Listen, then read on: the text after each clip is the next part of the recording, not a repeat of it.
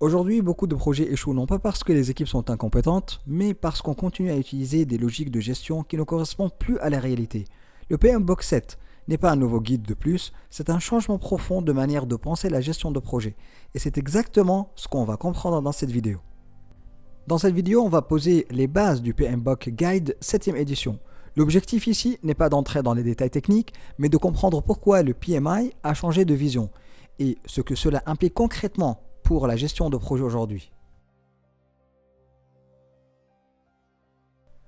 Le contexte des projets a profondément changé. Aujourd'hui, les projets sont plus complexes, les exigences évoluent rapidement et les approches agiles ou hybrides sont devenues courantes. Les anciennes logiques très prédictives ne suffisent plus à elles seules pour piloter ces projets. Pendant longtemps, on a considéré qu'un projet était réussi s'il respectait le planning, le budget et le périmètre. Mais dans la réalité, un projet peut respecter ces contraintes et ne créer aucune valeur réelle. C'est cette limite que le PMI a voulu corriger. Avec le PMBOK 7e édition, le PMI ne vous dit plus exactement quoi faire étape par étape. Il vous propose une autre approche, comprendre comment réfléchir, comment décider et comment créer de la valeur, quel que soit le contexte du projet. Le mot-clé du PMBOK 7 est la valeur. Un projet n'est plus jugé uniquement sur le respect des contraintes, mais sur la valeur réellement livrée aux parties prenantes.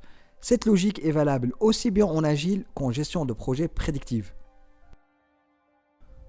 Le cœur du PMBOK 7 repose sur 12 principes. Ces principes ne sont pas des règles rigides, mais des lignes directrices qui aident le chef de projet à prendre de meilleures décisions. Dans cette série, nous consacrerons plusieurs vidéos à l'explication détaillée de ces principes. En complément des principes, le PMBOK 7 introduit les domaines de performance. Ces domaines décrivent les résultats attendus et non des processus détaillés. Ils permettent de piloter le projet comme un système global et interconnecté.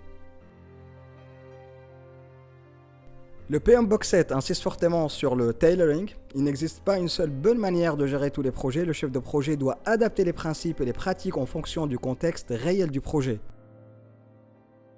Le PMBOK 7 représente une évolution majeure dans la manière de penser la gestion de projet. Dans les prochaines vidéos, nous allons entrer progressivement dans le détail, la structure du guide, les 12 principes et les domaines de performance.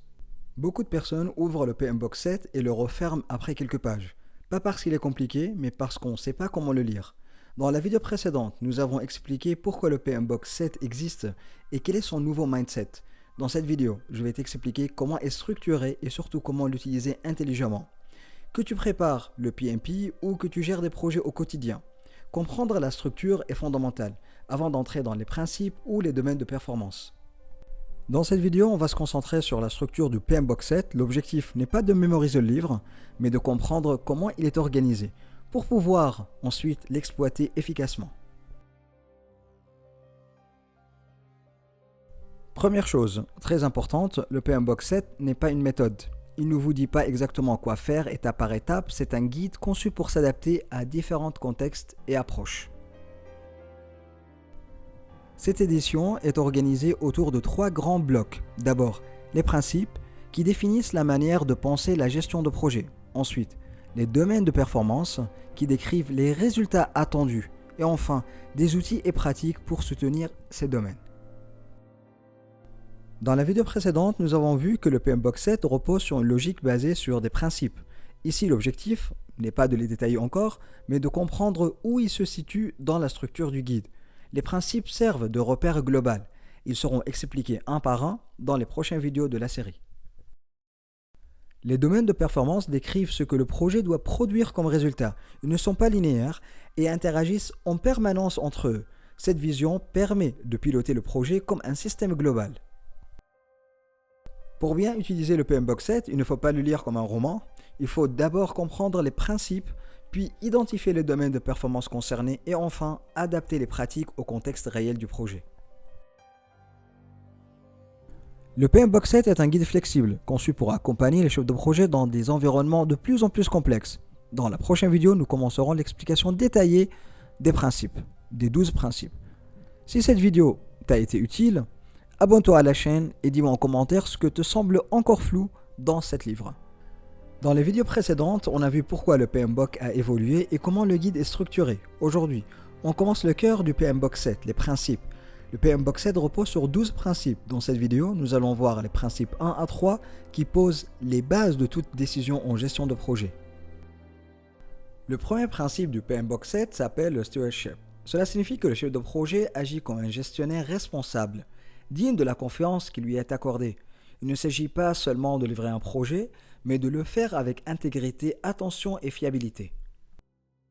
Le stewardship signifie que les gestionnaires, on l'a dit, agissent de manière responsable et éthique. Ils prennent leurs décisions en tenant compte des impacts financiers, sociaux et environnementaux du projet. Le chef de projet est donc responsable au-delà du simple périmètre du projet. Et à l'intérieur de l'organisation, le stewardship signifie agir en cohérence avec la vision, la stratégie et les objectifs de l'entreprise. Le chef de projet doit utiliser leurs ressources de manière responsable et comprendre clairement son niveau d'autorité ainsi que sa responsabilité. Le stewardship ne se limite pas à l'intérieur de l'organisation, il inclut aussi les responsabilités envers l'environnement, la société et les parties prenantes externes. Les décisions du projet peuvent avoir des effets qui dépassent largement le cadre du projet lui-même. Le PMBOK met en avant 4 comportements essentiels: l'intégrité, l'attention portée aux conséquences, la fiabilité dans les décisions et le respect des lois et des règles. Ces comportements renforcent la confiance entre le chef de projet et les parties prenantes. Et pour résumer ce principe, le stewardship consiste à honorer la confiance accordée au chef de projet. Cela implique de prendre des décisions responsables, éthiques et durables dans l'intérêt de l'organisation, des parties prenantes et de la société. C'est le fondement de la gestion de projet selon le PMBOK 7. Le deuxième principe du PMBOK 7 concerne l'équipe projet. Il met l'accent sur la création d'un environnement collaboratif dans lequel les personnes travaillent ensemble de manière efficace pour atteindre un objectif commun. Selon le PMBOK, l'équipe projet est composée de personnes ayant des compétences, des connaissances et des expériences différentes. L'objectif est atteint plus efficacement lorsque les membres de l'équipe travaillent ensemble plutôt qu'individuellement. Le livre souligne que l'environnement collaboratif favorise le respect mutuel, l'apprentissage et le développement des personnes, ainsi que les meilleures contributions pour atteindre les résultats souhaités. La collaboration repose sur plusieurs facteurs, notamment les accords de l'équipe, les structures organisationnelles et les processus mis en place. Ces éléments permettent de coordonner les efforts et de créer une culture de travail commune. Pour une collaboration efficace, par exemple, il est essentiel de définir clairement l'autorité, la responsabilité et la redevabilité. Même si certaines responsabilités peuvent être partagées, la redevabilité, elle, ne l'est pas. L'équipe reste toutefois collectivement responsable des résultats du projet. Passons au troisième principe, qui concerne l'implication des parties prenantes de manière efficace. L'objectif ici, c'est d'impliquer les parties prenantes de façon proactive et appropriée, afin de contribuer elles-mêmes à la réussite du projet et à la satisfaction du client. Les parties prenantes sont des individus, des groupes ou des organisations qui peuvent affecter un projet, être affectés par celui-ci ou se considérer eux-mêmes comme affectés. Elles peuvent influencer un projet de manière positive ou négative même. Elles ont une influence sur de nombreux aspects du projet et elles peuvent impacter le périmètre, les exigences, les chantiers, le coût ainsi que l'accès aux compétences nécessaires au sein de l'équipe projet. Leur influence ne s'arrête pas là. Les parties prenantes peuvent également influencer les plans, les résultats du projet, la culture de l'organisation, la réalisation des bénéfices, la gestion des risques, la qualité et même la définition de la réussite du projet. Ces parties prenantes évoluent tout au long du cycle de vie du projet. Leur niveau d'intérêt, d'influence ou d'impact peut changer avec le temps. C'est pourquoi certaines parties prenantes, notamment celles ayant une forte influence ou un avis défavorable, doivent être impliquées de manière efficace dès le début du projet. Le PMBOK indique que l'identification, l'analyse et l'engagement proactif des parties prenantes depuis le début, comme on a dit, du projet jusqu'à la fin contribuent directement à sa réussite. La communication est essentielle, mais l'engagement va plus loin en favorisant une communication bidirectionnelle et fréquente. Une équipe projet, par exemple engagée, est capable de détecter, collecter et évaluer les informations et opinions. Cela crée une compréhension et un alignement commun permettant d'adapter le projet face à l'évolution des circonstances. En impliquant efficacement les parties prenantes, le projet maximise les impacts positifs et améliore la satisfaction globale. Dans cette vidéo, nous continuons notre série sur le PMBOK Guide 7e édition. Après avoir vu les 3 premiers principes, voyons maintenant les principes 4, 5 et 6 qui mettent l'accent sur la valeur, la pensée systémique et le leadership. Le principe 4 se concentre sur la valeur. L'idée ici est simple. Un projet n'est pas jugé uniquement par ce qu'il livre, mais par la valeur qu'il apporte. On va voir ce que le PMBOK entend par valeur, comment elle se définit et comment on l'optimise tout au long du projet. Dans le livre, la valeur est présentée comme l'indicateur ultime de réussite d'un projet. Et cette valeur inclut surtout les résultats du point de vue du client ou de l'utilisateur final. Autrement dit, réussir un projet, ce n'est pas seulement livrer, c'est atteindre ce qui compte réellement pour ceux qui vont en bénéficier. Un point important, la valeur peut être créée à différents moments. Le PMBOK explique qu'elle peut être créée tout au long du projet, à la fin ou même après l'achèvement. Donc on ne doit pas attendre la dernière minute, on cherche la valeur en continu et pas seulement au moment de la livraison finale. La valeur peut être aussi définie de manière quantitative ou qualitative. Par exemple, elle peut être financière, mais aussi représenter un avantage social ou un bien public ou un avantage perçu par le client. Le PMBOK rappelle aussi que si un projet fait partie d'un programme, sa contribution au résultat du programme peut être associée à de la valeur. La plupart des projets démarrent à partir d'un cas d'affaires ou business case, et ce cas d'affaires sert à expliquer l'apport de valeur escompté. Il contient notamment 3 éléments étroitement liés: le besoin de l'entreprise, la justification du projet et la stratégie d'entreprise. On va les détailler un par un. D'abord, le besoin de l'entreprise. Le PMBOK explique que l'entreprise expose ici la raison d'être du projet. Ce besoin est souvent exprimé dans la charte du projet ou d'autres documents d'autorisation. Et surtout, un énoncé clair du besoin aide l'équipe projet à comprendre les facteurs qui déterminent l'état futur et aussi à identifier les opportunités ou les problèmes à résoudre. Ensuite, on a la justification du projet. Elle est liée au besoin. Et il explique pourquoi ce besoin représente un investissement valable et pourquoi il devrait être satisfait maintenant. Le PMBOK précise aussi que cette justification s'accompagne d'une analyse coût-bénéfice et d'hypothèses. Tu peux aller voir la vidéo sur l'analyse coût-bénéfice que j'avais déjà faite précédemment, le lien apparaîtra à l'écran. Cette vidéo fait partie des outils et techniques dans la gestion de projet. Troisième élément, la stratégie d'entreprise. Le PMBOK dit que la stratégie, c'est la raison pour laquelle le projet et les besoins sont liés à une stratégie de création de valeur. Et l'ensemble, besoin plus justification plus stratégie, avec les bénéfices et les accords possibles, donne à l'équipe projet les informations nécessaires pour prendre des décisions éclairées, afin d'atteindre ou même dépasser la valeur métier escomptée. Le PMBOK insiste sur un point clé. Se concentrer sur la valeur, c'est se concentrer sur les résultats escomptés, pas seulement sur les livrables comme on l'avait déjà dit. Un livrable peut être livré correctement, mais ne pas produire le résultat attendu. Donc l'équipe projet doit comprendre le livrable, mais aussi le résultat qui en découle, parce que c'est lui qui apporte la valeur. Autre idée forte, les résultats souhaités doivent être décrits clairement, évalués de manière interactive et mis à jour tout au long du projet. Le PMBOK précise qu'un projet peut subir des modifications durant son cycle de vie, et ça c'est tout à fait normal, et l'équipe doit s'adapter. Elle évalue constamment l'avancement et la direction du projet par rapport aux données de sortie souhaitées, aux références de base et aux cas d'affaires.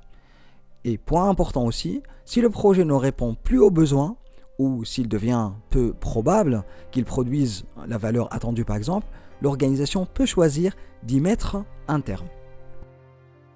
Enfin, ce livre nous rappelle que la valeur est subjective. Le même résultat peut avoir plusieurs valeurs selon les personnes et les organisations.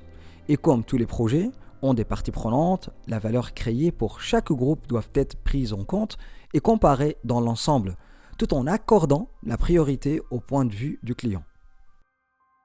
Et pour résumer ce principe, se concentrer sur la valeur, c'est évaluer et ajuster constamment l'alignement du projet sur les objectifs de l'organisation et sur les bénéfices et la valeur escomptée.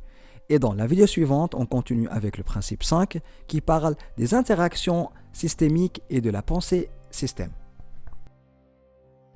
Dans ce principe, le PMBOK 7 nous invite à adopter une pensée systémique. Un projet n'est jamais isolé. Il fait partie d'un ensemble de systèmes interconnectés. Comprendre ces interactions est essentiel pour améliorer la performance globale du projet. C'est quoi un système selon le PMBOK? Un système, c'est un ensemble de composants qui interagissent et sont interdépendants. Vu globalement, un projet fonctionne exactement comme un système. Chaque décision ou changement peut avoir des répercussions ailleurs. Le projet s'inscrit souvent dans un programme, lui-même intégré à un portefeuille.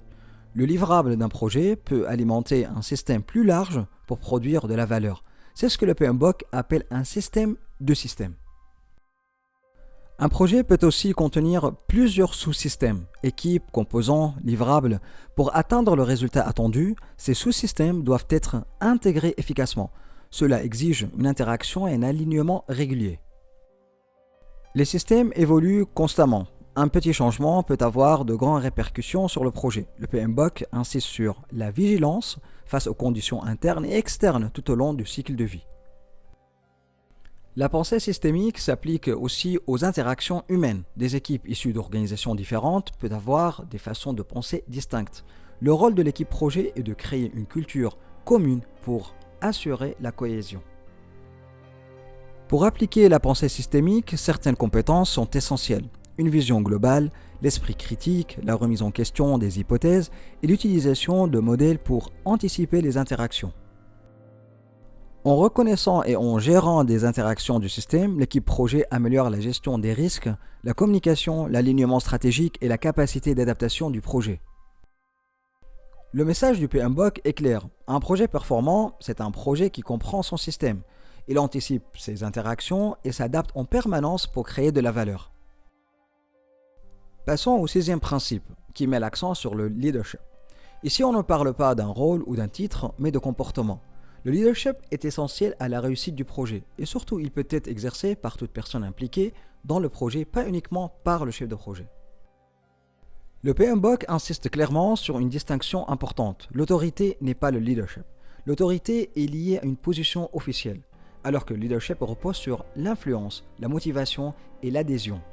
Un projet peut avoir de l'autorité sans leadership, mais il ne réussira pas durablement. Dans les projets performants, le leadership est souvent partagé. Le chef de projet, le sponsor, les experts techniques et même les membres de l'équipe peuvent exercer une influence positive. Cette diversité de leadership, lorsqu'elle est complémentaire, renforce la cohérence et la performance du projet. Il n'existe pas un style de leadership universel. Un leadership efficace est celui qui s'adapte à la situation. Parfois directif, parfois participatif, parfois facilitateur. La clé est de comprendre le contexte, le niveau de maturité de l'équipe et les enjeux du moment. Le leadership dans les projets se traduit par des comportements concrets. Donner une vision claire, motiver l'équipe, communiquer efficacement, gérer les conflits et créer un climat de confiance sont des éléments clés. Ces compétences permettent d'aligner les individus vers un objectif commun. Le PMBOK insiste fortement sur l'exemplarité de leader. Les membres de l'équipe observent et reproduisent les comportements. L'honnêteté, l'intégrité, l'éthique ne sont pas optionnelles. Elles conditionnent la confiance et l'engagement dans le projet. Le leadership n'est pas inné. Il se développe avec l'expérience, la remise en question et l'apprentissage continu. Dans le PMBOK 7, le leadership est vu comme un levier durable de performance autant pour le projet que pour les personnes. Pour résumer, le principe 6 nous rappelle que le leadership est avant tout une question de comportement. Il est partagé, adaptable et essentiel à la réussite durable des projets. Dans le PMBOK 7, bien gérer un projet, c'est aussi savoir bien influencer les personnes. Le projet était bien planifié, le planning validé, les risques identifiés, puis la réalité est arrivée. Un fournisseur clé a pris du retard, les utilisateurs ont résisté au changement et une décision critique a dû être prise sans toutes les informations. C'est exactement pour ce type de situation, le PMBOK 7 insiste sur ces trois derniers principes. Anticiper et optimiser les risques, développer l'adaptabilité et la résilience et accompagner le changement jusqu'à l'adoption réelle. Parce qu'un projet ne réussit pas quand il est livré, mais quand le changement fonctionne sur le terrain. Aucun projet n'est sans risque. Dans le PM-Box 7, le risque n'est plus vu uniquement comme une menace à éviter, mais aussi comme une opportunité à exploiter. Le principe 10 nous invite donc à optimiser nos réponses aux risques pour protéger la valeur du projet et parfois même l'augmenter. Un risque est un événement ou une condition incertaine. S'il se produit, il peut avoir un impact positif ou négatif sur un ou plusieurs objectifs du projet. Et point important, un risque n'est pas un problème, c'est une possibilité, pas une certitude. Le PM-Box 7 insiste sur une idée clé. Les risques ne sont pas uniquement négatifs. Une opportunité est aussi un risque, mais un risque positif.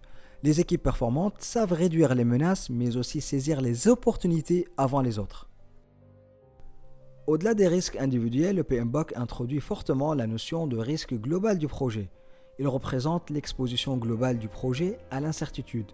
Gérer le risque global, c'est assurer que le projet reste dans une zone acceptable pour les parties prenantes. Il faut savoir que chaque organisation a une tolérance différente au risque. L'appétence au risque indique jusqu'où on est prêt à aller. Le seuil de risque traduit cette appétence en limites concrètes, par exemple sur les coûts ou les délais. Ces notions guident directement les décisions du chef de projet. Une réponse au risque efficace n'est ni excessive ni minimale. Elle doit être proportionnée, réaliste dans le contexte du projet et surtout portée par une personne responsable. Sans responsable, une réponse au risque reste théorique. La gestion des risques n'est pas une activité ponctuelle, elle se fait tout au long du cycle de vie du projet. Les risques évoluent, disparaissent ou émergent. Les équipes les plus matures anticipent plutôt que de subir. Optimiser les réponses aux risques, c'est réduire les surprises, améliorer la prise de décision et sécuriser la valeur du projet. Les organisations qui investissent tôt dans la gestion proactive des risques dépensent moins que celles qui réagissent une fois le problème matérialisé. Le message clé du principe 10 est simple. Le risque fait partie du jeu. La différence entre un projet subi et un projet maîtrisé, c'est la capacité à anticiper, décider et agir au bon moment. Passons au principe 11. Aucun projet ne se déroule exactement comme prévu. Le PM-Box 7 nous rappelle que la réussite d'un projet dépend de notre capacité à nous adapter aux changements et à rebondir après les échecs, sans perdre de vue la création de valeur. L'adaptabilité, c'est ajuster l'approche quand le contexte change. La résilience, c'est encaisser les chocs, apprendre et continuer à avancer. Ensemble, ces deux capacités permettent au projet de rester orienté résultat, même dans l'incertitude. Dans la réalité, les projets évoluent en permanence. Vouloir suivre le plan initial coûte que coûte peut bloquer la valeur. Le PM-Box 7 encourage au contraire une adaptation maîtrisée et non une rigidité aveugle. Une équipe adaptable observe, teste, apprend et ajuste rapidement. Et ne cherche pas la perfection dès le départ, mais la progression continue vers le meilleur résultat possible. La résilience ne signifie pas éviter l'échec, mais savoir y faire face intelligemment. Cela passe par une culture où l'erreur est analysée, pas sanctionnée. Les projets qui intègrent l'adaptabilité et la résilience ne subissent pas le changement. Ils l'utilisent comme un levier de performance et de valeur. Ce principe nous invite à changer d'état d'esprit. Le succès d'un projet ne repose pas sur le respect parfait du plan, mais sur la capacité à s'adapter, à apprendre et avancer. Le dernier principe du PM-Box 7 nous rappelle une réalité essentielle. Les projets existent pour créer du changement. Sans adoption du changement, il n'y a ni bénéfice ni valeur, même si les livrables sont terminés. Un projet ne se limite pas à produire quelque chose de nouveau. Il sert à aider des personnes, des équipes et des organisations à évoluer vers un état futur désiré. Le changement est donc au cœur même de la gestion de projet. Favoriser le changement, ce n'est pas imposer, c'est préparer, accompagner et soutenir les personnes pour qu'elles adoptent durablement de nouvelles façons de travailler. Le PM-Box souligne que le changement ne vient pas toujours du projet lui-même, il peut être déclenché par l'environnement, la technologie ou la stratégie de l'organisation. Même lorsqu'un changement est bénéfique, il peut être rejeté. Trop de changements, trop vite, sans accompagnement, génèrent fatigue et résistance. Le livre fait une distinction claire. Gérer les changements du projet ne signifie pas gérer le changement humain. Les deux sont nécessaires mais répondent à des objectifs différents. Le chef de projet joue un rôle clé. Il agit comme facilitateur du changement en créant du sens et en appliquant les parties prenantes dès le début. On insiste ici sur l'importance de l'engagement et du dialogue. Le changement fonctionne mieux lorsqu'il est compris, discuté et renforcé dans la durée. La valeur d'un projet n'apparaît pas à la livraison, mais lorsque le changement est réellement adopté et utilisé. Ce dernier principe du PMBOK 7 nous rappelle que la réussite d'un projet se mesure à sa capacité à transformer durablement l'organisation et à créer de la valeur réelle. Imaginez un projet bien planifié avec une équipe compétente qui échoue malgré tout. Pourquoi? Tout simplement parce que le contexte a changé, ou la complexité a augmenté, ou la qualité n'a pas été maîtrisée. Le PMBOK 7 répond à ces défis à travers les principes 7, 8 et 9. S'adapter au contexte, garantir la qualité et naviguer dans la complexité, c'est exactement ce que nous allons décortiquer ensemble dans cette vidéo. Commençons par le principe 7. Adapter l'approche du projet en fonction de son contexte. Il n'existe pas une seule bonne façon de gérer un projet. Chaque projet évolue dans un contexte spécifique, organisationnel, humain, technique et environnemental. Et l'approche doit être ajustée en conséquence tout au long du cycle de vie. L'adaptation consiste à concevoir une approche de développement du projet alignée sur son contexte réel. L'objectif n'est pas d'ajouter des processus, mais d'utiliser uniquement ce qui apporte de la valeur tout en maîtrisant les coûts et les délais. Même si deux projets livrent un produit similaire, leur contexte peut être très différent. L'adaptation permet à l'équipe projet de rester performante malgré l'incertitude, la complexité et les changements continus. Adapter ne signifie pas travailler sans cadre. Les organisations définissent des limites claires à l'adaptation via leurs politiques, méthodes et règles de gouvernance. L'équipe projet ajuste l'approche à l'intérieur de ces limites. L'équipe projet doit analyser plusieurs facteurs clés avant d'adapter son approche. Des processus mal adaptés augmentent les coûts, allongent les délais et apportent peu de valeur. L'objectif est toujours l'efficacité. Lorsque l'équipe participe à la définition de l'approche projet, l'engagement augmente naturellement. L'adaptation permet également de réduire les activités inutiles et de concentrer les efforts sur ce qui crée réellement de la valeur. On peut comprendre que l'adaptation est un processus itératif et permanent. Les retours d'expérience permettent d'améliorer non seulement le projet en cours, mais aussi les futurs projets et les pratiques organisationnelles. Ce principe nous rappelle qu'un projet performant est un projet capable de s'adapter. Ce n'est pas la méthode qui garantit le succès, mais sa pertinence face au contexte réel du projet. Passons au principe 8 du PMBOK 7, qui met l'accent sur la qualité. Garantir la qualité, ce n'est pas seulement vérifier le livrable final, c'est s'assurer que les processus et les livrables permettent d'atteindre les objectifs du projet et de répondre aux attentes des parties prenantes. La qualité est définie comme le degré selon lequel un produit, ou un service ou un résultat répond aux exigences. Elle concerne à la fois le livrable et la manière de le produire. Et un livrable est considéré de qualité lorsqu'il fonctionne comme prévu, répond aux spécifications et peut être utilisé efficacement par le client ou l'utilisateur final. La qualité ne se limite pas à un seul critère. Le PMBOK 7 identifie plusieurs dimensions, comme la performance, la fiabilité, la satisfaction ou encore la durabilité des livrables.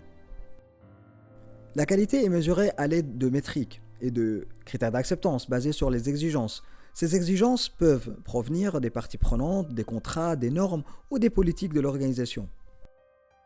Garantir la qualité permet de réduire les gaspillages, d'éviter les reprises, de livrer plus vite et d'augmenter la satisfaction du client, comme celle de l'équipe projet. Une approche qualité bien intégrée conduit à des livrables fiables, à de meilleures décisions et à une amélioration continue des processus de projet.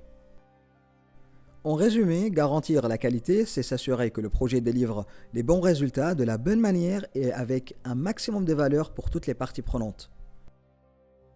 Le principe 9 du PMBOK 7 nous rappelle que la complexité fait partie intégrante des projets et ne peut pas être éliminée, mais elle peut être comprise, anticipée et gérée afin de maintenir le cap vers les objectifs du projet. La complexité est le résultat combiné du comportement humain, des interactions entre les systèmes, ainsi que de l'incertitude et de l'ambiguïté. Elle peut surgir à n'importe quel moment du projet et influencer fortement sa performance. La complexité provient de plusieurs sources comme on vient de voir, les comportements humains, les interdépendances du système, l'incertitude liée au manque de clarté et l'innovation technologique qui introduit des éléments nouveaux et parfois imprévisibles.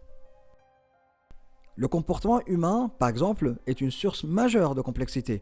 Les différences culturelles, linguistiques, organisationnelles ou d'intérêt personnel peuvent générer des tensions et accroître la difficulté de coordination dans les projets. La complexité du système, elle, résulte de nombreuses interactions et dépendances entre les éléments du projet.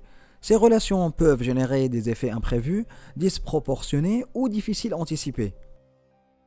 L'incertitude et l'ambiguïté apparaissent lorsque les informations sont incomplètes ou floues. L'innovation technologique accentue cette complexité en introduisant des solutions nouvelles dont les impacts ne sont pas toujours maîtrisés. Pour se frayer un chemin dans la complexité, l'équipe projet doit rester vigilante, adopter une pensée systémique et ajuster ses approches en continu. L'apprentissage, l'expérimentation et l'expérience des projets passés sont essentiels. En comprenant et en gérant la complexité, l'équipe projet peut réduire ses impacts négatifs, prendre de meilleures décisions et maintenir le cap vers les objectifs, même dans des environnements incertains et changeants. Tu as déjà vu un projet avec un bon planning, une équipe compétente et pourtant un échec. Dans la réalité, les projets ne réussissent pas uniquement grâce aux outils et aux processus, ils réussissent quand tous les domaines clés fonctionnent ensemble. C'est exactement ce que le PMBOK 7 appelle les domaines de performance. Dans cette série, je vais vous expliquer ces domaines un par un, ou plus précisément 2 par vidéo, pour que ça soit clair, digeste et applicable immédiatement. Au total, il y en a 8 dans le PMBOK 7. Donc, dans chaque vidéo, comme on a dit, on va prendre 2 domaines, les comprendre en profondeur, voir leur logique et surtout comprendre comment ils fonctionnent ensemble. Les projets sont réalisés par les personnes ou pour des personnes. Le domaine de performance des parties prenantes regroupe l'ensemble des activités nécessaires pour identifier, comprendre et engager toutes les parties qui peuvent influencer ou être influencées par le projet. Ce domaine est transversal. Il est présent du début à la fin du projet et conditionne fortement la réussite des résultats. Une partie prenante est toute personne, groupe ou organisation qui peut affecter le projet, être affectée par le projet ou se percevoir comme concernée. Elles peuvent être internes à l'organisation ou externes, favorables, neutres ou opposées. Leur nombre, leur influence et leurs attentes évoluent tout au long du projet. Un projet peut impliquer un petit nombre ou des milliers de parties prenantes. Certains sont très proches du projet, comme l'équipe projet, d'autres sont plus éloignés mais très influentes, comme la direction ou l'organisme de régulation. Comprendre cette diversité est essentiel pour adapter la communication et l'engagement. Lorsque ce domaine est bien impliqué, le projet bénéficie d'une relation professionnelle saine avec les parties prenantes. Les objectifs sont compris et approuvés. Les bénéficiaires sont satisfaits. Les parties potentiellement opposées n'ont pas d'impact négatif significatif sur les résultats du projet. L'engagement des parties prenantes commence avant même le lancement officiel du projet et se poursuit jusqu'à sa clôture. Au-delà des compétences techniques, le chef de projet doit mobiliser des compétences humaines. Écoute active, communication, négociation et leadership. Le PMBOK 7 présente l'engagement des parties prenantes comme un cycle continu. On commence par les identifier, puis on cherche à comprendre leurs attentes, leurs émotions et leurs intérêts. Ensuite, on analyse et hiérarchise leur influence avant de les impliquer activement et de suivre leur niveau d'engagement tout au long du projet. Une bonne analyse permet d'anticiper les opportunités et les menaces. Les attentes, les croyances ou le comportement des parties prenantes peuvent évoluer rapidement. C'est pourquoi cette analyse doit être continue et menée avec discernement et confidentialité. Dans la pratique, il est impossible de traiter toutes les parties prenantes avec le même niveau d'effort. La hiérarchisation permet de concentrer l'énergie de l'équipe projet sur celles qui ont le plus d'influence ou d'intérêt, tout en réévaluant régulièrement cette priorisation. La communication peut être formelle ou informelle, écrite ou verbale. Les communications push diffusent l'information, les communications pull permettent aux parties prenantes d'aller la chercher. Et la communication interactive favorise l'échange et le feedback. Les boucles de rétroaction rapide sont essentielles pour vérifier la compréhension et l'adhésion. Tout au long du projet, il est nécessaire de mesurer le niveau de satisfaction des parties prenantes. Les revues, les feedbacks et parfois les enquêtes permettent d'évaluer l'efficacité de la stratégie d'engagement et de l'ajuster pour maintenir l'adhésion et soutenir la réussite du projet. En résumé, les parties prenantes sont au cœur de tous les projets. Les identifier, les comprendre et les engager efficacement est l'un des leviers les plus puissants pour délivrer de la valeur et réussir un projet selon le PMBOK 7. Le domaine de performance de l'équipe concerne toutes les activités et fonctions liées aux personnes qui réalisent concrètement les livrables du projet. L'objectif est clair, créer les conditions nécessaires pour qu'une équipe, projet, puisse produire des résultats et générer de la valeur. Lorsqu'il est bien appliqué, ce domaine permet d'obtenir une responsabilité partagée, une équipe hautement performante et des comportements de leadership démontrés par l'ensemble des membres de l'équipe, pas uniquement par le chef de projet. Le PMBOK distingue 3 niveaux, le chef de projet, l'équipe de management de projet impliquée dans la coordination et la gouvernance, et l'équipe projet qui exécute les travaux pour atteindre les objectifs du projet. Le management de projet se concentre sur les moyens, processus, planning, coordination et suivi. Le leadership, lui, se concentre sur les personnes, influencer, motiver, écouter et faciliter. Ces deux dimensions sont complémentaires et nécessaires pour livrer les résultats attendus.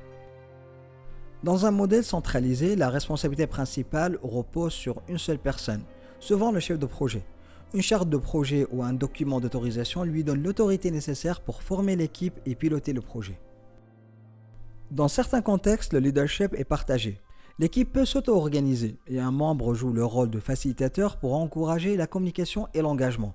Le servant leadership vise à développer le potentiel de chaque membre pour maximiser la performance collective.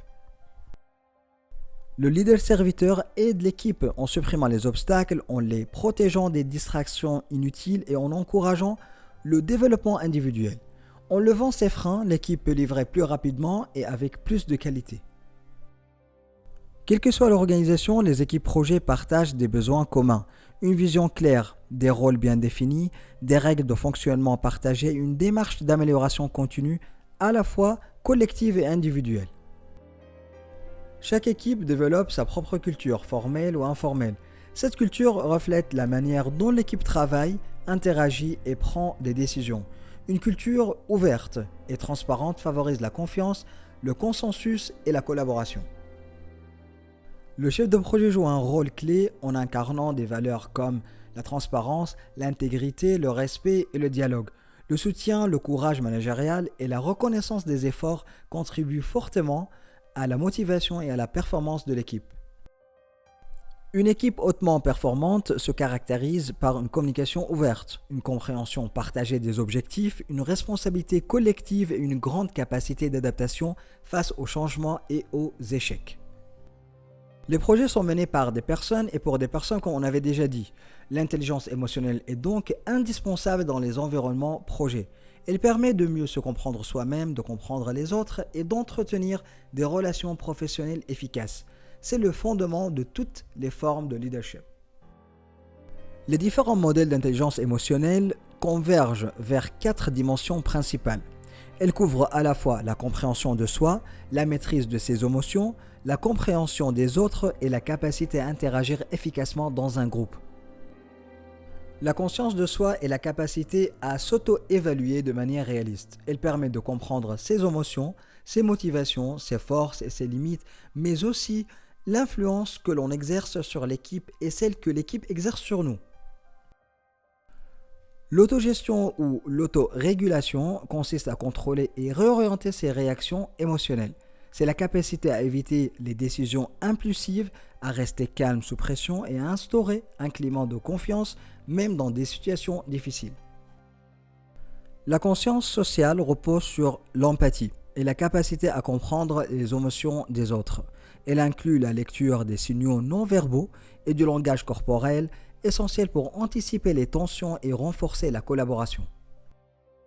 La compétence sociale est l'aboutissement des autres dimensions. Elle permet de gérer des groupes, de créer des réseaux, de résoudre les divergences et d'établir des relations durables avec les parties prenantes. Les équipes projets prennent de nombreuses décisions chaque jour. Certaines ont peu d'impact, d'autres sont critiques. Ces décisions peuvent être prises individuellement ou collectivement selon le contexte et les enjeux. La décision individuelle, par exemple, est rapide, mais comporte un risque d'erreur et de démotivation. La décision collective exploite l'intelligence du groupe et favorise l'adhésion, mais nécessite plus de temps. Le bon équilibre dépend du contexte. Le modèle divergent-convergent consiste d'abord à générer un large éventail de solutions, puis à converger vers la meilleure option. Il permet de limiter la pensée de groupe et de prendre des décisions plus équilibrées et acceptées. Les conflits sont inévitables dans les projets. Ils ne sont pas forcément négatifs. Bien gérés, ils peuvent conduire à de meilleures décisions et à des solutions plus solides. Une gestion efficace des conflits, par exemple, repose sur une communication ouverte et respectueuse, sur la focalisation sur les problèmes et non sur les personnes, surtout, et sur l'orientation vers le présent et l'avenir, et sur la recherche collective de solutions. Il n'existe pas un style de leadership unique. Le leadership doit être adapté au type de projet, à l'expérience de l'équipe, à la gouvernance organisationnelle et à la réalité des équipes distribuées ou à distance. Le domaine de performance de l'équipe est étroitement lié aux autres domaines du PMBOK 7. Les compétences de leadership, de communication, de décision et de résolution de problèmes soutiennent directement la planification, la mesure et la livraison de valeur. L'efficacité du domaine de performance de l'équipe se vérifie lorsque la responsabilité est réellement partagée, que l'équipe collabore avec confiance, s'adapte aux changements et que les compétences de leadership et interpersonnelles sont démontrées par tous les membres. À retenir de ce domaine, l'équipe est au centre de la réussite du projet. Sans engagement collectif, pas de performance durable. Le leadership doit s'adapter au contexte et au niveau de maturité de l'équipe. La confiance et la collaboration créent un environnement où la performance peut réellement émerger. Dans la première vidéo, on a vu que sans partie prenante engagée et sans équipe solide, un projet ne tient pas. Mais même avec la meilleure équipe du monde, si l'approche est mauvaise ou si la planification est incohérente, le projet dérape. Aujourd'hui, on va parler du comment on choisit l'approche de développement, comment on structure le cycle de vie et pourquoi la planification n'est pas juste un planning mais une stratégie. Le domaine de performance de l'approche de développement et de cycle de vie couvre l'ensemble des activités et fonctions liées à la manière dont le produit, le service ou le résultat est développé. Il inclut le choix de l'approche de développement, la cadence de livraison ainsi que la phase de cycle de vie du projet. Lorsqu'il est bien appliqué, ce domaine permet de sélectionner une approche de développement adaptée aux livrables, de définir un cycle de vie qui relie la création de valeur métier et la valeur pour les parties prenantes et de mettre en place une cadence de livraison cohérente avec les besoins du projet. Un livrable est un produit, un résultat, une capacité vérifiable. L'approche de développement décrit la manière de créer et de faire évoluer ce livrable. La cadence correspond au rythme d'exécution, tandis que les phases structurent le cycle de vie du projet depuis son démarrage jusqu'à sa terminaison. Les livrables déterminent le mode de développement. Le type de livrable et l'approche choisie influencent la cadence de livraison. Ensemble, l'approche et la cadence déterminent le cycle de vie du projet et ses phases. La cadence de livraison désigne le calendrier et la fréquence des livrables. Selon la nature du projet, les livraisons peuvent être uniques, multiples ou périodiques. Une livraison unique intervient en fin de projet. Les livraisons multiples permettent de fournir plusieurs composants à différents moments. Les livraisons périodiques suivent un calendrier fixe, par exemple mensuel ou bimensuel, très courant dans les projets numériques. La livraison continue consiste à livrer des incréments de fonctionnalités de manière continue au client. Elle repose fortement sur l'automatisation et s'applique particulièrement aux produits numériques. L'objectif est de maximiser la création de valeur tout au long du cycle de vie du produit. Il existe plusieurs approches de développement. Les plus courants sont l'approche prédictive, l'approche hybride et l'approche adaptative. Elles sont souvent représentées comme un spectre allant du plus planifié au plus adaptatif. L'approche prédictive est utilisée lorsque les exigences sont bien définies dès le départ. Le périmètre, le calendrier, les coûts et les risques sont planifiés en amont. Cette approche réduit l'incertitude au début du projet et s'appuie souvent sur des modèles de projets similaires passés. L'approche hybride combine des éléments prédictifs et adaptatifs selon le niveau de l'incertitude. L'approche adaptative est utilisée lorsque les exigences évoluent fortement. Elle s'appuie sur des cycles itératifs et incrémentaux avec un fort retour d'informations des parties prenantes. Le type et le nombre de phases d'un projet dépendent de nombreuses variables, notamment l'approche de développement choisie et la cadence de livraison. Il n'existe pas de cycle de vie universel. Chaque projet définit le sien en fonction de son contexte. Un cycle de vie peut inclure des phases telles que la faisabilité, la conception, la réalisation, les tests, le déploiement et la clôture. Chaque phase a un objectif précis et contribue progressivement à la création de valeur. Les phases sont souvent séparées par des revues de porte de phase. Ces revues permettent de vérifier que les critères de sortie sont atteints avant d'autoriser le passage à la phase suivante, sur la base d'indicateurs mesurables et d'objectifs atteints. Dans un cycle de vie prédictif, chaque phase se termine avant que la suivante ne commence. Ce modèle est bien adapté lorsque le périmètre est stable et que chaque phase cible un type de travail spécifique. Cependant, certaines phases peuvent être répétées en cas de changement majeur. Le cycle de vie incrémental repose sur les ajouts successifs de fonctionnalités. Chaque incrément enrichit le produit initial, mais le livrable final n'est considéré comme complet qu'à la fin de l'ensemble des incréments. Le cycle de vie adaptatif repose sur des itérations courtes, souvent appelées sprints. À la fin de chaque itération, un livrable fonctionnel est évalué par les parties prenantes et le backlog est ajusté en fonction des retours reçus. Certaines approches adaptatives comme Kanban ne reposent pas sur des phases ou des cycles formels. L'objectif principal est d'optimiser le flux de livraison, de réduire le gaspillage et d'améliorer le débit des livrables. La cadence de livraison, l'approche de développement et le cycle de vie sont intrinsèquement liés.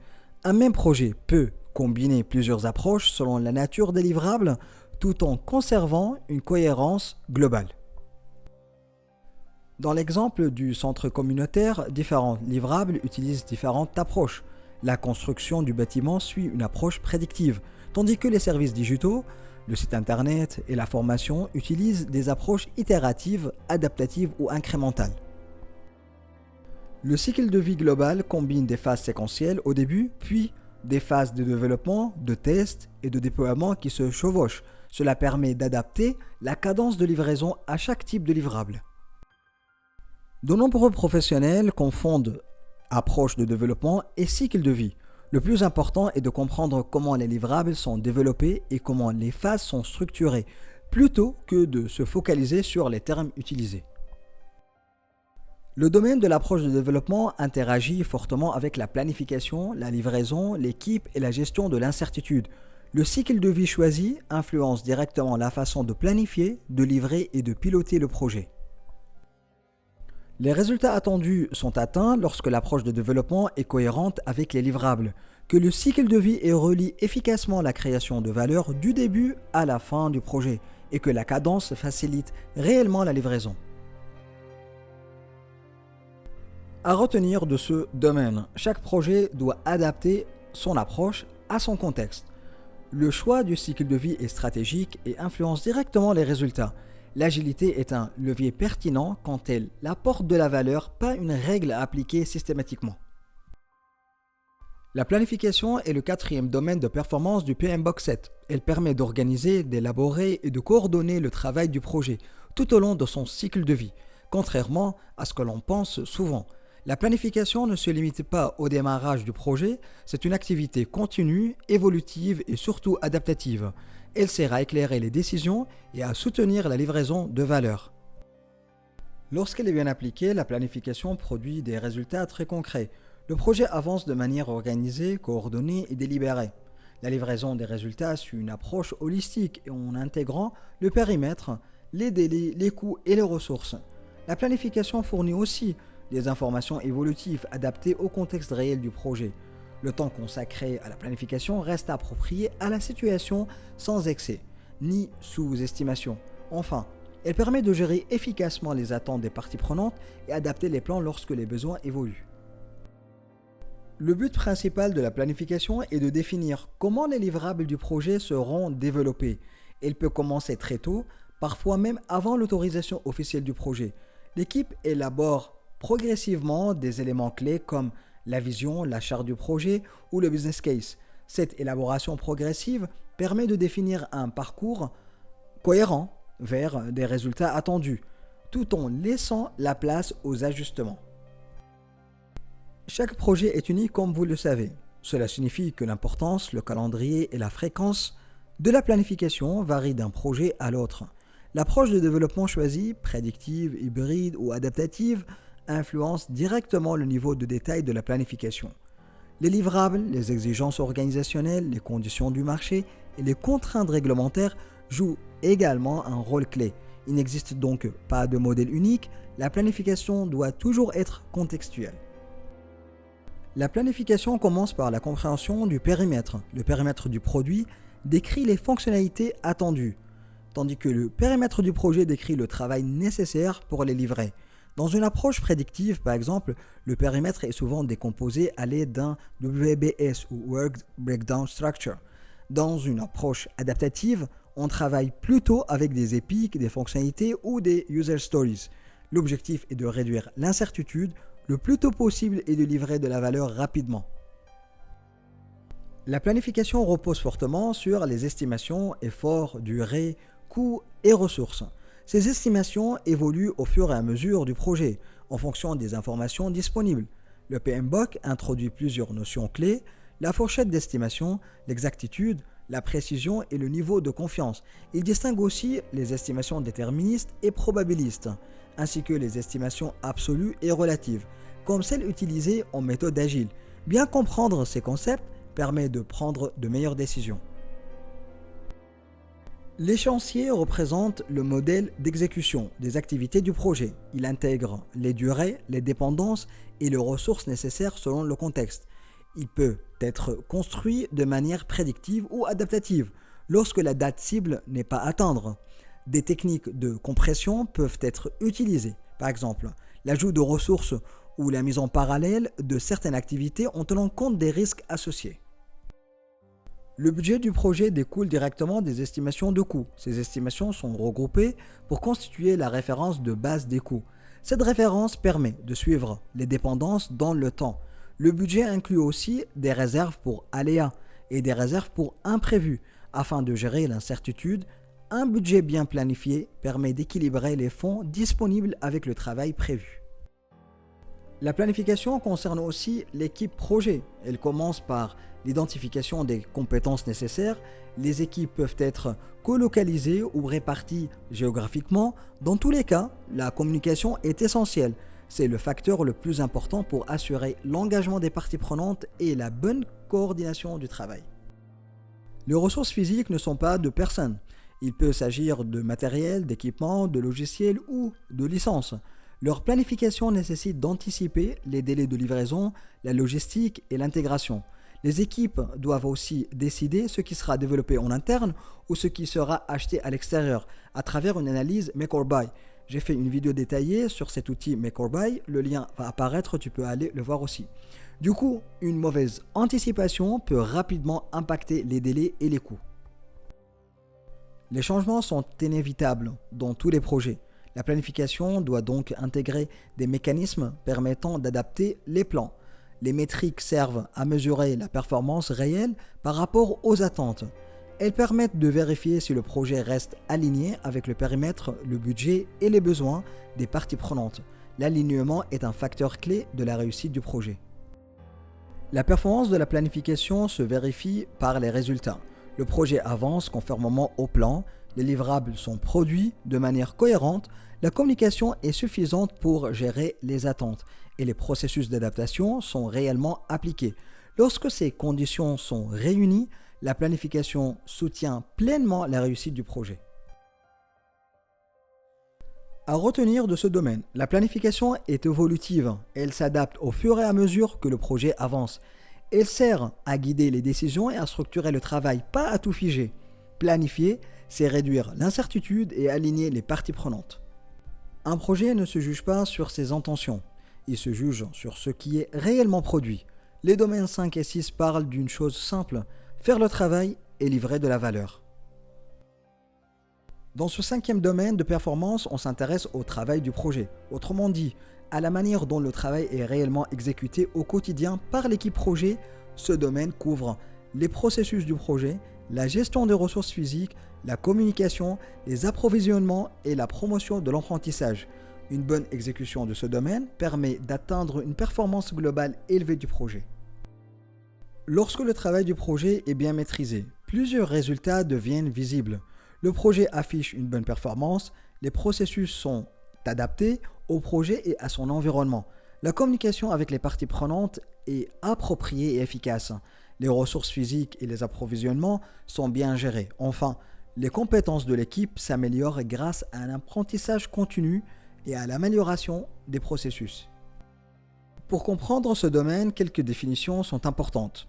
Les documents d'appel d'offres sont utilisés pour solliciter des informations, des devis ou des propositions auprès de fournisseurs potentiels. Les conférences des soumissionnaires sont des réunions organisées avant la remise des offres afin de garantir une compréhension claire et commune des besoins. Les connaissances explicites sont faciles à formaliser comme des procédures, des chiffres ou des documents.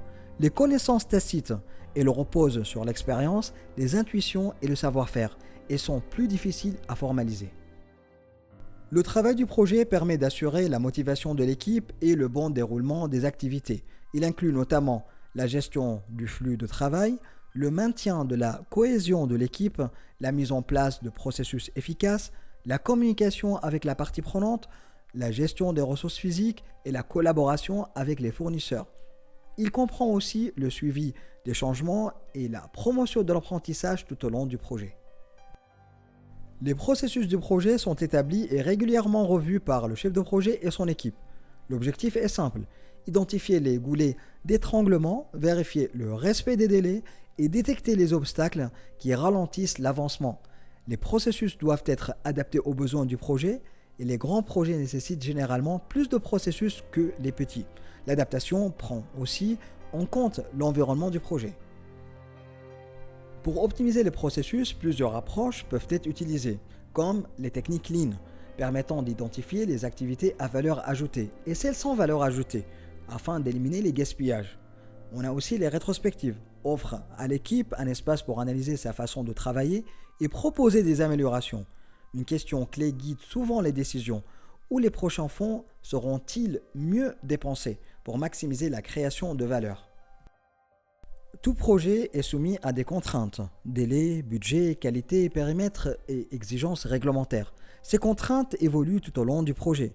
Une nouvelle exigence peut allonger les chantiers ou augmenter les coûts. L'équilibre de ces contraintes est une activité permanente. Il peut nécessiter des discussions avec le client, le sponsor ou le product owner afin de présenter des compromis et leur impact. Maintenir la concentration de l'équipe est essentiel pour créer de la valeur. Le chef de projet doit équilibrer la charge de travail et le niveau d'attention.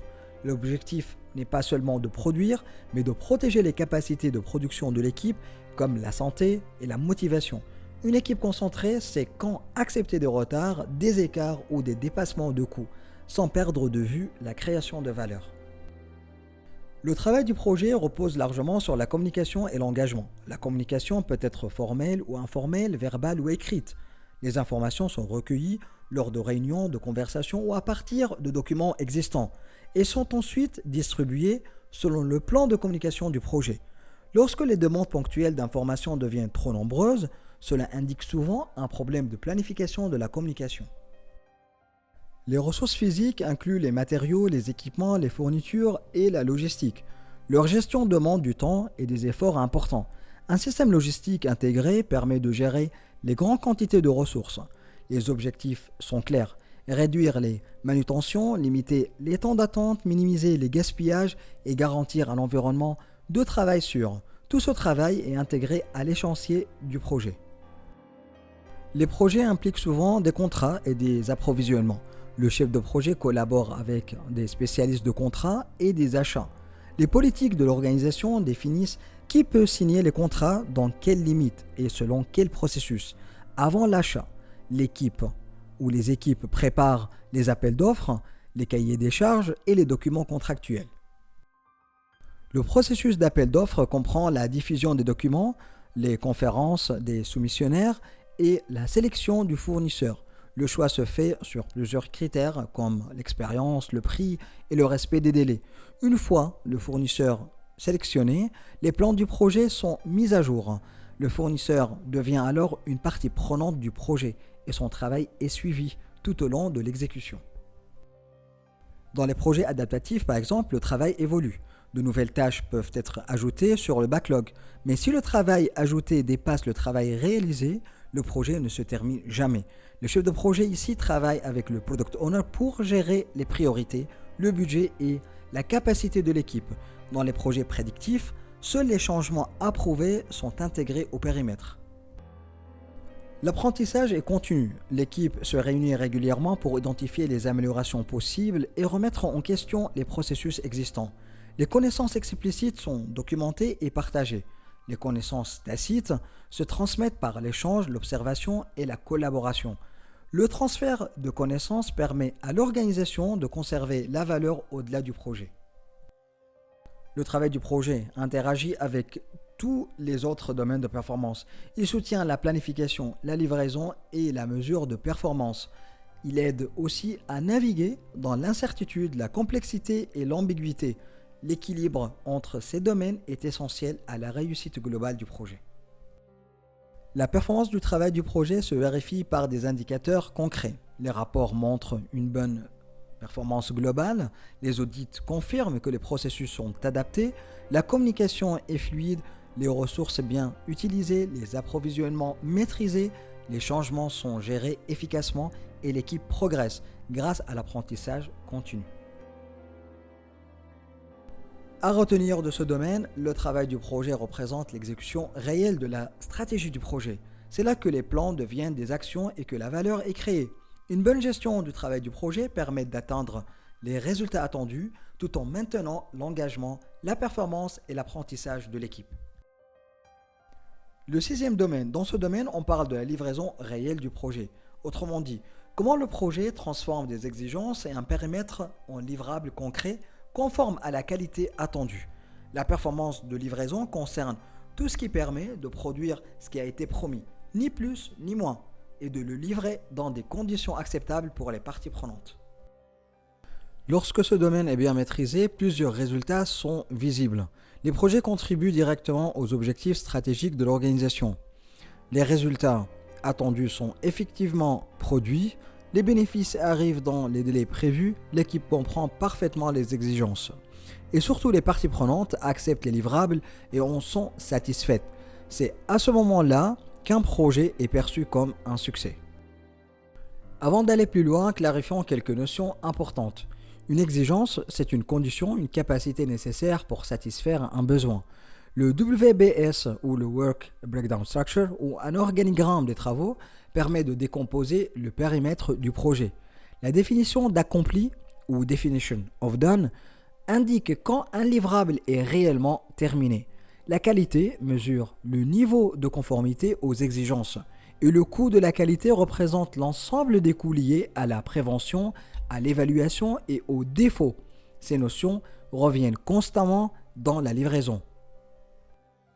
Les projets existent pour créer de la valeur métier, mais cette valeur n'est pas toujours perçue de la même manière par toutes les parties prenantes. Certains vont privilégier la facilité d'utilisation, d'autres la rentabilité, et d'autres encore la différenciation sur le marché. Et dans certains cas, la valeur réelle d'un projet n'est visible que longtemps après sa fin. Selon l'approche utilisée, la valeur peut être créée progressivement ou uniquement à la fin du projet. Les approches itératives et agiles permettent de livrer de la valeur tout au long du cycle de vie. Les approches plus prédictives concentrent la valeur après le déploiement final. Dans tous les cas, la livraison doit rester alignée avec les objectifs business. La création de valeur est généralement formalisée dans un cas d'affaires. Ce document explique pourquoi le projet existe, quelle valeur il doit générer et comment cette valeur sera mesurée. Il peut prendre différentes formes, un business case classique, une estimation de ROI ou encore un Lean Canva. Les documents d'autorisation du projet servent ensuite de référence pour mesurer la performance de livraison. Un livrable peut être un produit, un service ou un résultat intermédiaire ou final. Les livrables traduisent concrètement les exigences, le périmètre et la qualité attendue. Ils ont aussi des impacts à long terme, non seulement économiques, mais parfois sociaux ou environnementaux. Livrer, ce n'est donc pas seulement produire, c'est produire de la valeur durable. Les exigences définissent ce qui doit être livré pour satisfaire un besoin. Elles peuvent être très strictes, comme dans un cadre réglementaire par exemple, ou plus évolutives, notamment dans les projets agiles. Certaines exigences sont connues dès le début, d'autres émergent au fil du projet. Le recueil des exigences ne se limite pas aux entretiens. Les exigences peuvent être identifiées en analysant des données, en observant des processus ou en examinant des incidents et des défauts existants. Une fois recueillies, elles doivent être documentées et validées par les parties prenantes. Une exigence de qualité doit être claire, concise et vérifiable. Elle ne doit pas être contradictoire avec d'autres exigences. Elle doit être complète et traçable. Une exigence mal définie est l'une des principales causes de retard, de surcoût et d'insatisfaction client. Dans les environnements incertains, les exigences évoluent naturellement. Les prototypes, démonstrations, maquettes et itérations permettent de faire émerger les besoins réels. C'est pourquoi les approches itératives et agiles sont particulièrement adaptées au contexte changeant. Toutes les exigences doivent être gérées, qu'elles soient définies dès le départ ou découvertes plus tard. Cette gestion vise à maintenir un équilibre entre flexibilité et stabilité.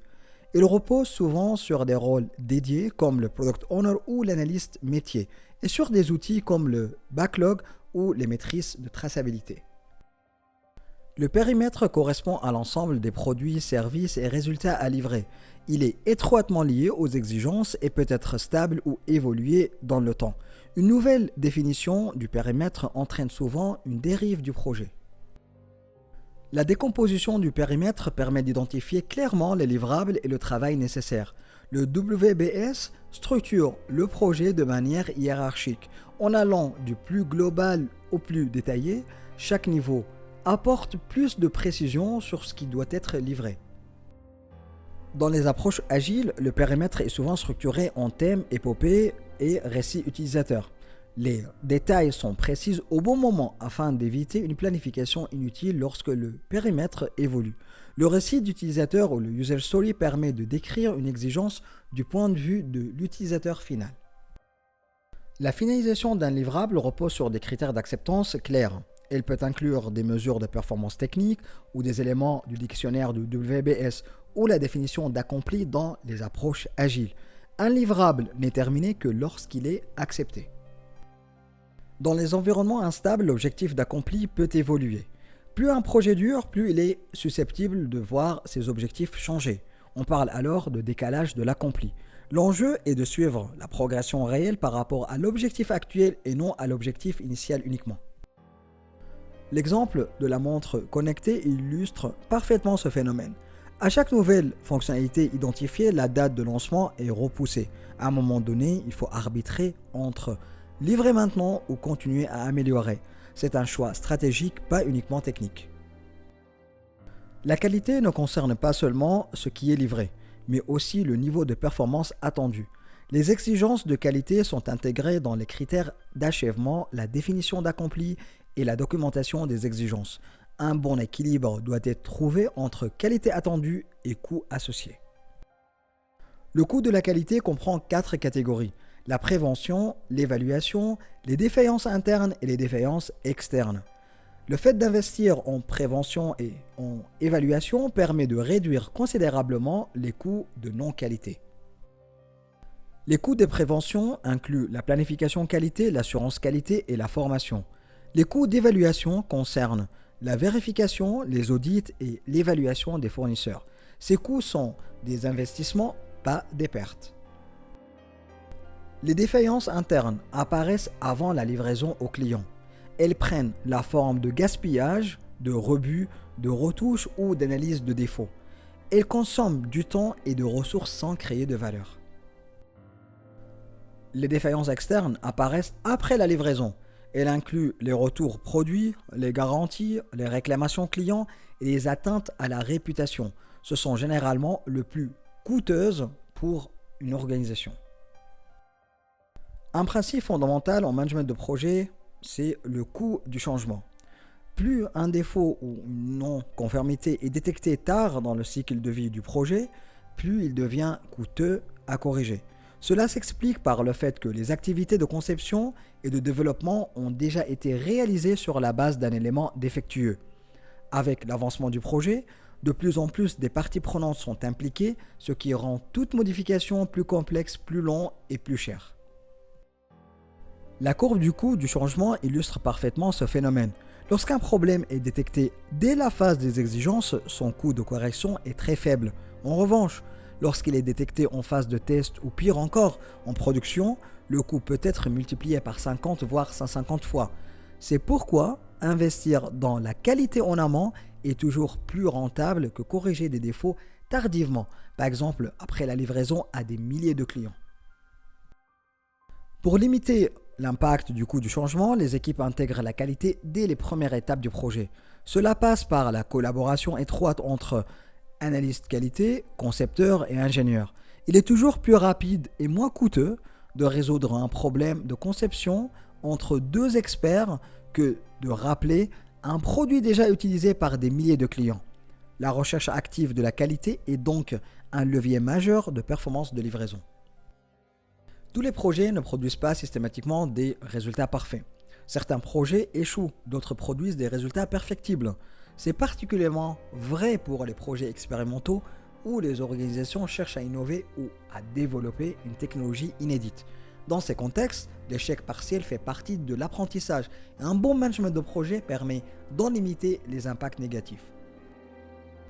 Produire seul livrable dans un contexte incertain comporte toujours un risque. Cependant, ces résultats perfectibles contribuent à l'apprentissage de l'organisation. Ils permettent d'améliorer les projets futurs, de réduire les risques et d'augmenter progressivement la maturité. L'incertitude fait donc aussi partie intégrante de la création de valeur. Le domaine de performance de livraison représente l'aboutissement du travail réalisé dans les autres domaines. La cadence de livraison dépend directement de la planification. Elle est influencée par l'approche de développement et le cycle de vie choisi. Et elle repose sur les processus, les ressources et les approvisionnements gérés dans le domaine du travail du projet.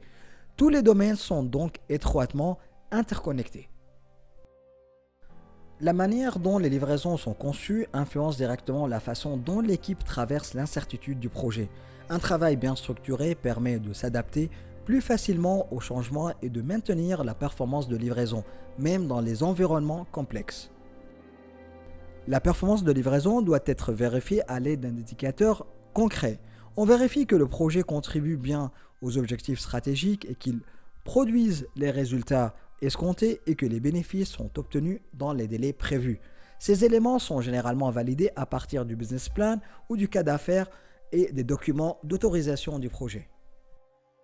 Enfin, la satisfaction des parties prenantes est un indicateur clé de la performance de livraison. Elle peut être évaluée à travers des entretiens, des observations et des retours utilisateurs, mais aussi à partir du nombre de réclamations ou de retours produits. Un livrable accepté et utilisé avec satisfaction est le meilleur signe d'une livraison réussie. À retenir de ce domaine, la performance de livraison ne consiste pas simplement à produire des livrables. Elle vise à livrer de la valeur avec le bon niveau de qualité au bon moment, tout en maîtrisant les coûts du changement et en acceptant une part d'incertitude. C'est cet équilibre global qui permet à un projet de réellement réussir. La performance n'est pas un hasard, elle se pilote. On a vu les parties prenantes, l'équipe, l'approche, la planification, l'exécution et la livraison. Mais une question essentielle reste. Comment savoir si tout cela fonctionne réellement? C'est ici que tout prend sens. Le pilotage d'un projet repose sur deux choses. Mesurer ce qui compte et accepter l'incertitude. C'est exactement le rôle des domaines 7 et 8 du PMBOK 7. Dans ce domaine, on n'en parle plus seulement de mesurer pour observer, mais de mesurer pour agir, corriger et s'améliorer. La performance de la mesure devient ici un véritable levier de décision, permettant de réagir face aux écarts, d'améliorer en continu la performance du projet et d'assurer la création de valeur métier. Une partie essentielle de la mesure consiste à définir à l'avance ce qui est acceptable et ce qui ne l'est pas.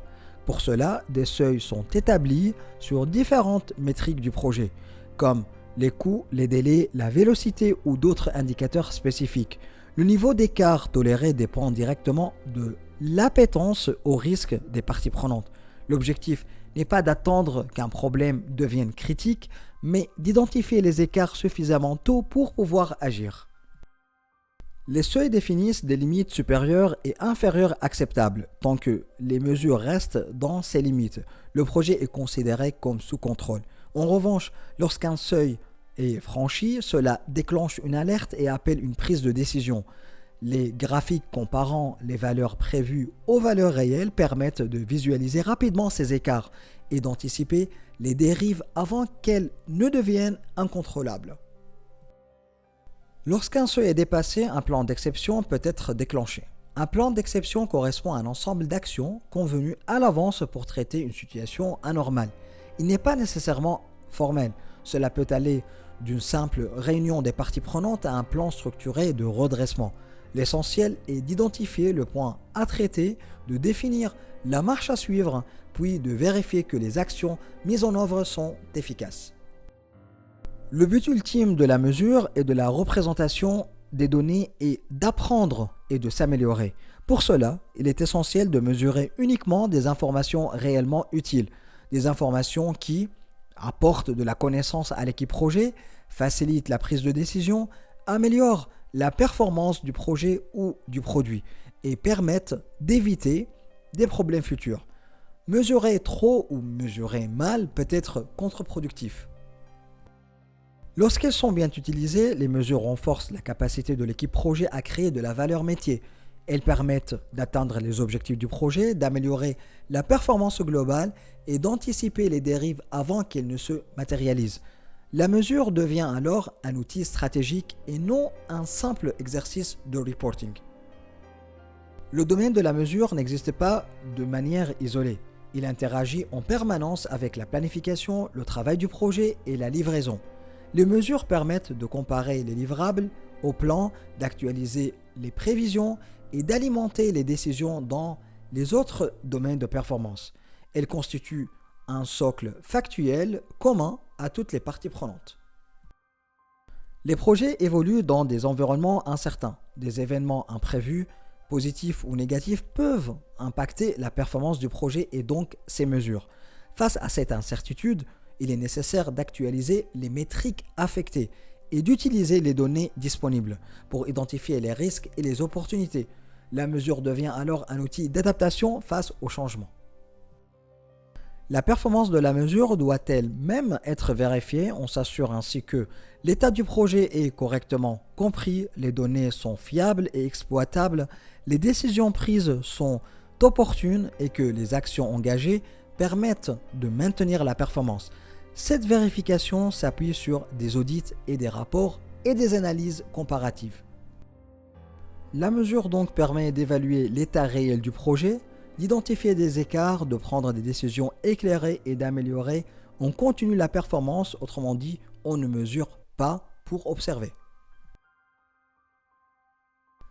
À retenir de ce domaine, la mesure n'a de valeur que si elle est utilisée intelligemment.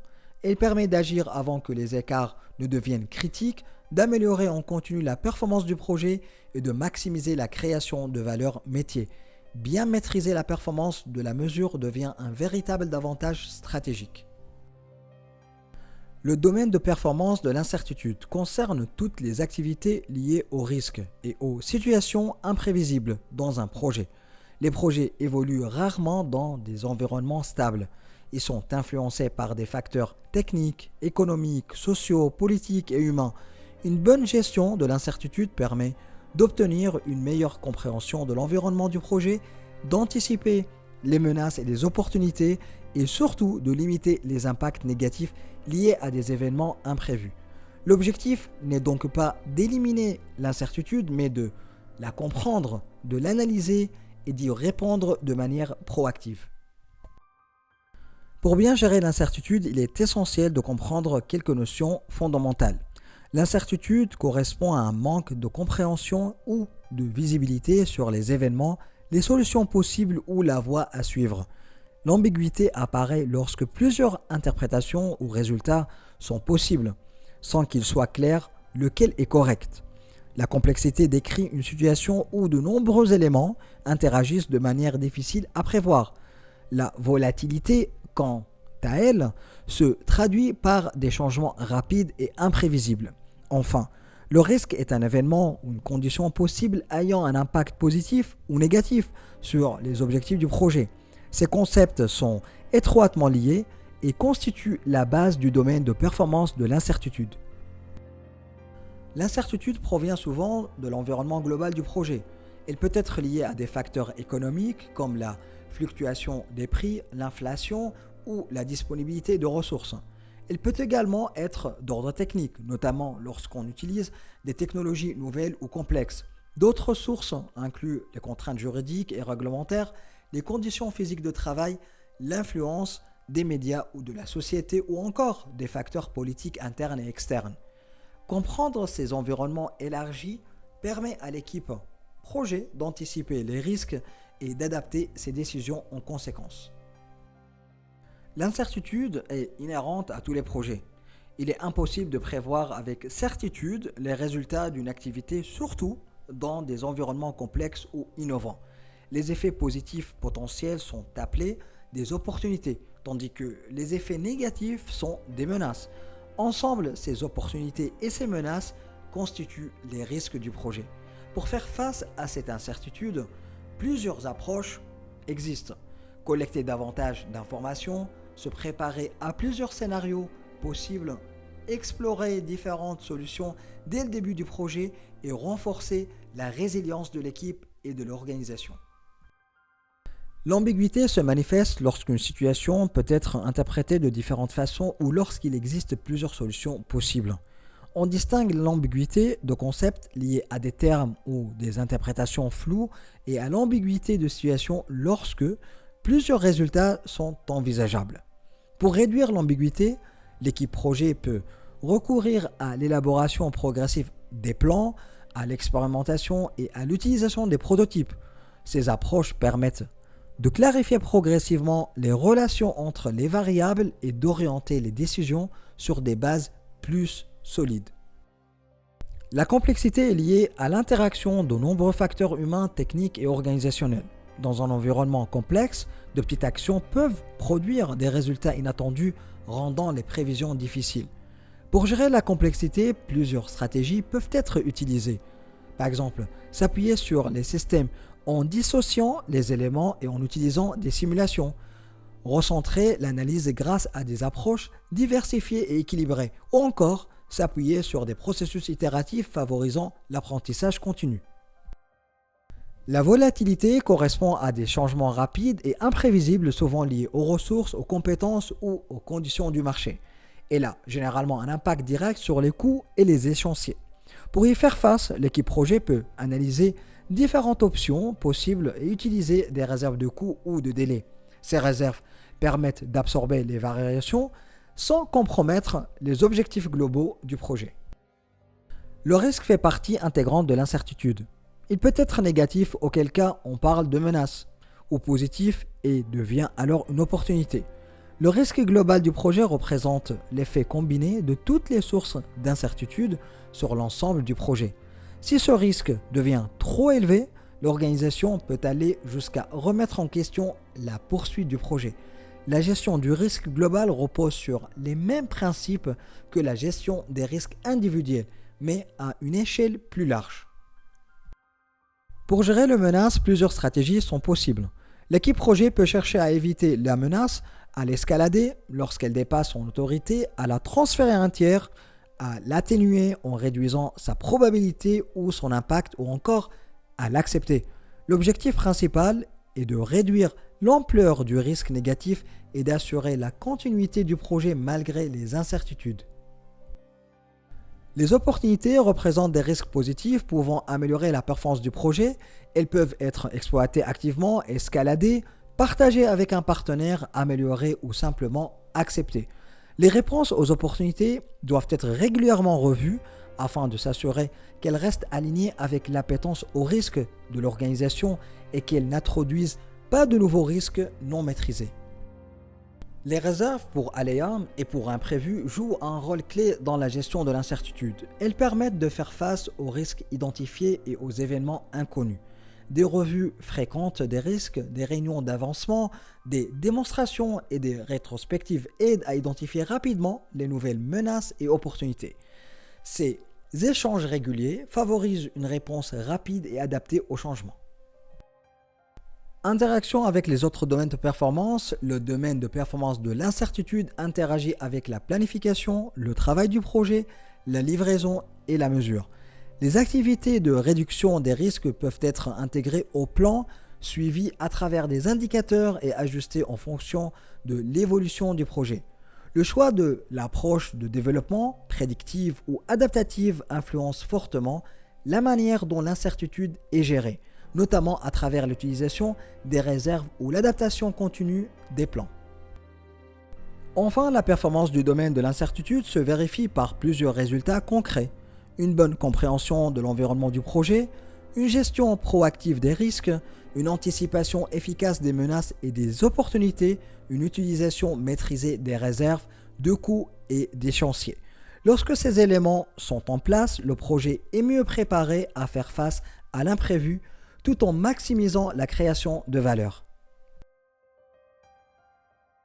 À retenir de ce dernier domaine, l'incertitude fait partie intégrante de tout projet et ne disparaît jamais, elle se gère.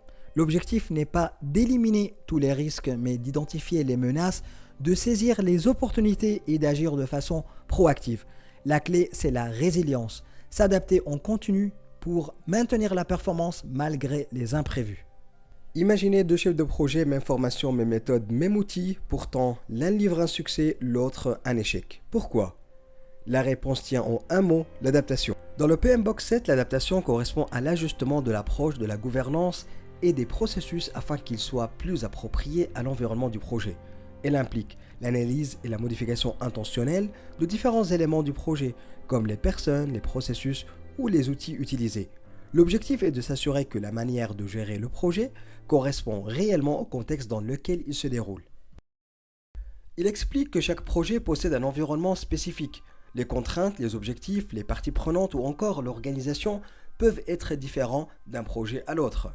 C'est pour cette raison que l'approche de gestion de projet doit être adaptée afin d'être cohérent avec le contexte du projet.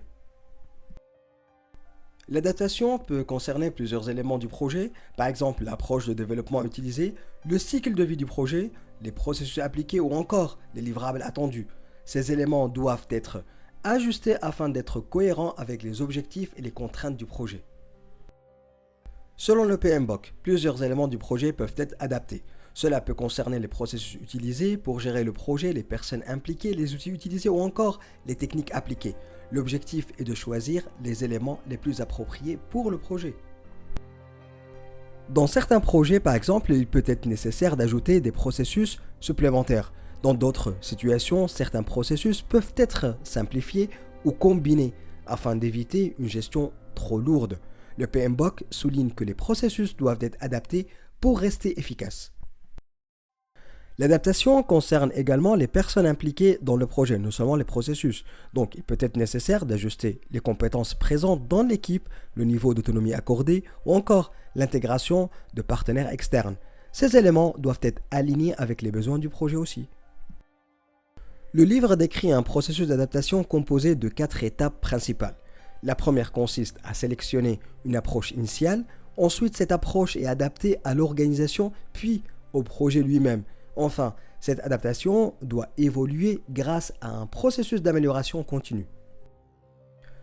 Le livre encore explique que certaines activités permettent d'identifier si l'approche utilisée fonctionne correctement. Par exemple, les rétrospectives, les retours d'expérience ou l'analyse des problèmes récurrents. Ces éléments permettent de détecter les situations dans lesquelles une adaptation est nécessaire.